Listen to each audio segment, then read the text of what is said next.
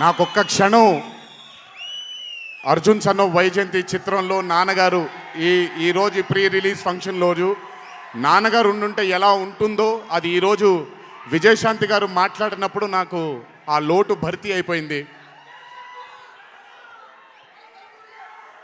చాలామంది హీరోలు చాలామందికి రంజింపజేసి చాలామందిని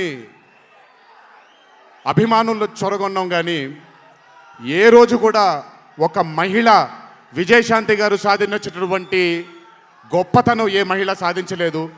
కేవలం మన తెలుగు చలనచిత్ర సీమలోనే కాదు, భారతదేశపు చిత్రపటంలో హీరోలతో ఈక్వల్గా నిల్చున్న ఏకైక మహిళ ఎవరైనా ఉన్నారంటే అది విజయశాంతి గారు ఒక్కళ్ళే. కర్తవ్యం అవ్వచ్చు, ప్రతిఘటన అవ్వచ్చు, మగరాయుడు అనే మూవీ అవ్వచ్చు, ఆవిడ చేసినటువంటి ఎన్నో సినిమాలైనా మీరు చూసుకుంటే ది అరే ఆఫ్ రోల్స్ ఆవిడ చేసింది.